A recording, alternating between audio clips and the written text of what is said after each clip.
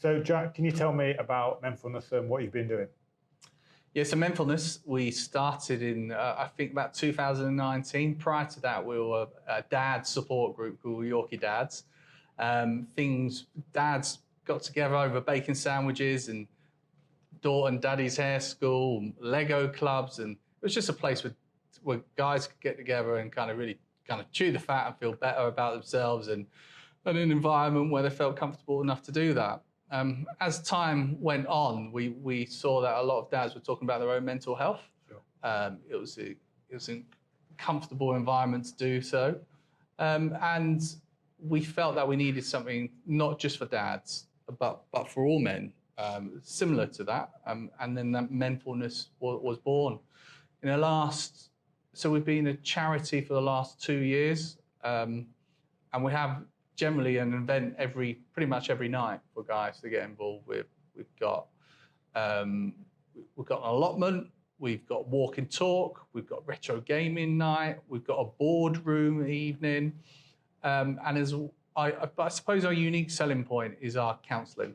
So our counselling has supported over 500 guys to access counselling within the last 2 years. There's no waiting list. There's no stigma because they're all talking about it amongst themselves, and there's no costs as well. And that's been game changer for us to kind of safeguard us. If guys are in crisis, we can support them. But then also for all the men to know that it is there. And it's a bit of a safety net. It's just nice to know it's there if they do need it. And if they want to access it, they can do. I think that's the real beautiful part of what you've done, is the fact it feels really part of York and ingrained into it and feels part of the community, and creating that environment where people can feel they can talk and really be very open. It doesn't come natural. There's a lot of time to guys. I know myself, I've always sort of struggled as a guy talking. Yeah. But I went through a very sort of odd phase a couple of years ago when I lost my dad, and a good friend of mine lost his dad about 2 weeks later. Yeah. And we kind of created this very weird bond over the fact that we would just have a drink and talk about it. And it was kind of like we were two people who would never talk about that. And now we talk very openly about it. And it's actually really sort of gave us a lot of strength about that. So I understand you're looking to develop the same sort of system over in Scarborough, is that correct? And sort of like how we can sort of move on from York as well? Yeah, I mean, absolutely. Scarborough is an area that we would like to work. There's a need in Scarborough, but it's a completely different environment, completely different demographic, and it will be very much Scarborough-led. And that's the beauty of York Menfulness, is because it's been led by our members. And we will often talk about full circle. Guys that were at struggling point, maybe at crisis point, they accessed our counselling, they came to our events, they felt part of it, and they wanted to give back. So it's something that we would definitely like to look at in Scarborough. That we've got colleagues, friends over there, and just going, yeah, this is crying out for some support. Yeah, I mean, that's something that we'd like to do as a combined authority, is kind of really how we support our communities right across York and North Yorkshire, making sure that we are getting into sort of hard to reach places. A lot of time people on the coast and our rural communities can feel quite isolated and cut off. And that's where we want to come in as a combined authority, is really support organisations like yourself, other charities right across the region, how we get into those hard to reach places, but how we also give some of that long-term support to people. I think that's one of the key elements, isn't it? Is making sure that people feel like they're really part of something long-term. This is not just a short-term fix for people, is it? It's making sure that it's driving it over a long period of time, and real change in that way that people view things, I suppose. Yeah, and that's something that I'm immensely proud about Menfulness. It's not just, it's there if you need it, if you want to access it, it's always available. You can be in and out as much as you like, but yeah, you can't just, I suppose going to a GP, you're probably there for about 7 minutes, aren't you? That kind of sticky plaster, that mentality that we kind of move away from. Menfulness is there whenever you need it, when the support is always there, without question. There's no judgment. The environment's amazing because you feel comfortable enough to do it.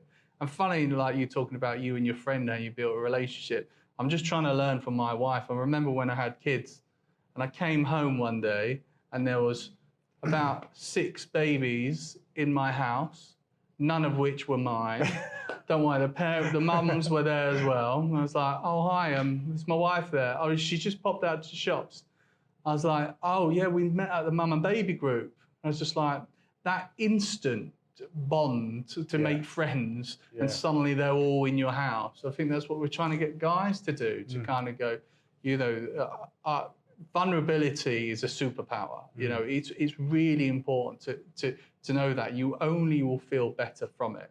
And what we'd also, which has been, I suppose, secondary to what we're doing, but we're noticing that a lot of the stuff what we're doing is kind of suicide prevention. The statistics are shocking at the moment. It's 6% increase over the last year.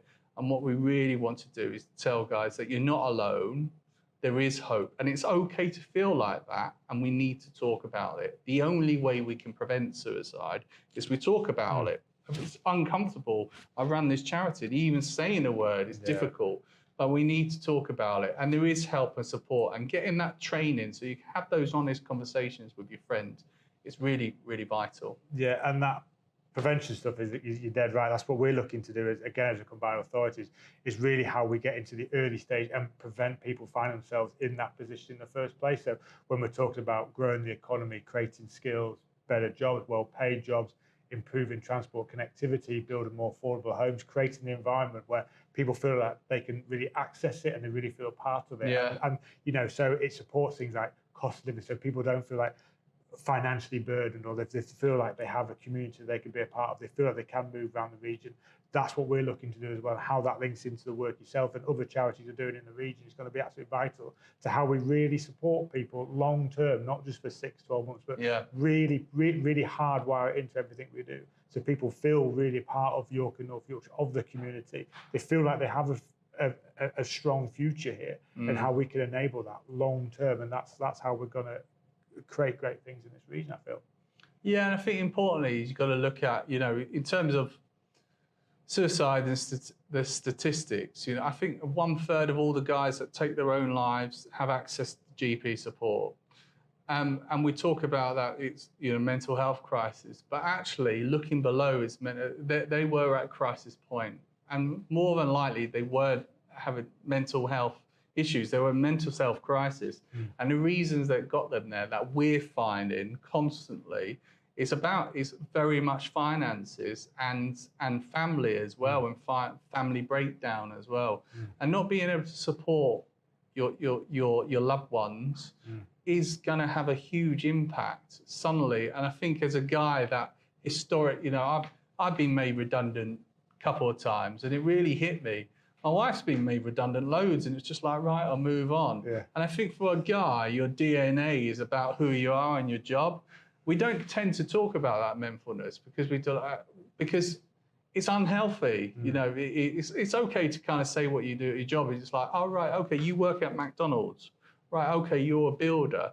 But actually, there's so much more and so much more depth for each of us. And encouraging guys to kind of be more than your job, and actually really digging deep. And some of these guys who I've spoken to at the talk groups, I haven't spoken to my wife what I've talked to them. Oh, yeah. And you're talking to them like your deepest issues that you've had, lifelong issues.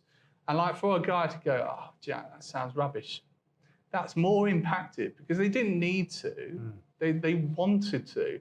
That the GP is the job. Kind of is your wife's job to say it'll be okay. But for a guy who's also struggling to say, oh, mate, that's rubbish. Yeah. And so creating that environment, there was a guy called Johnny Benjamin who wrote a story, an amazing kind of story, but called The Man on the Bridge. And it was about, he was really struggling with his identity and coming out. And he was in a mental health hospital, and he attempted to take his own life a lot of times. He went to the bridge. He knew what he was going to do, and he sat by the bridge. And this guy came down, just sat next to him. And at first, Johnny was like, "What are you doing? What?" He didn't say a word. He said, "Just here for you, mate." And he talked and he talked and he talked. And then he said, "So what are we going to do now then?" He said, "I'm going to go back and tell him what's happened." And it's like, "All right, okay. Good." And then he walked off, and there was this huge campaign, hashtag called Find Mike, like this guy who saved. And they said, "So what was the difference there? What stopped you?" Like at that moment, that was the critical point to your whole story when you decided that you're going to change and you're going to make a change. Undoubtedly, it was having another human being present, not because he wanted to, it was just because it was the right thing to do. It was that human being, that bond, not for any other reasons like everybody else. It's like my mum was like, don't go to hospital, or it was just because it was a stranger. And, and he's wrote in a book called The Stranger on the Bridge. And there's a lot of similar things to Menfulness, to that story that we're trying to replicate. Like, you can, it's like when you're in a supermarket, a little old lady says, can you get that tin up there? You feel better, that hit of serotonin. It makes you feel good. And each of these guys that support each other, they're actually creating a blueprint. They're creating, you know, their mental health journey hasn't been a waste because it's going to be somebody else's survival guide. And that's what's happening across Menfulness. It's remarkable to see and witness because we didn't expect it at all. We just, as I said, we wanted to have a place for guys to eat bacon and moan about being a parent. You know? So, and now this thing's happened, and I'm talking to you and in front of this. So it's bonkers, really. No, but it's amazing, and you're dead right. You often feel more comfortable speaking to a complete stranger. Yeah. Weird as that is, you know, I've been seeing someone for nearly 2 years now, and you know, I see John on a monthly basis, and we've become again quite oddly friends because we kind of just have a bit of a back and forth about things. Actually, we very rarely talk about issues per se, we just talk. Yeah. You know, and again, that's kind of stemmed out from where I was a couple of years ago, and having that, you know, I've told him things that I've not told my best mates I've known for 25 years. You know, but you feel, and because then when you're talking on that level and you're getting it back from someone who's not necessarily invested in you per se, as your wife, your partner might be, it feels much more substantial to it, and you feel, okay, this is okay because they're going through the same thing, and then you create this environment. That's what we want to do, create this environment where people feel like they can speak and they can be open, and if the more we can do that right across our region, then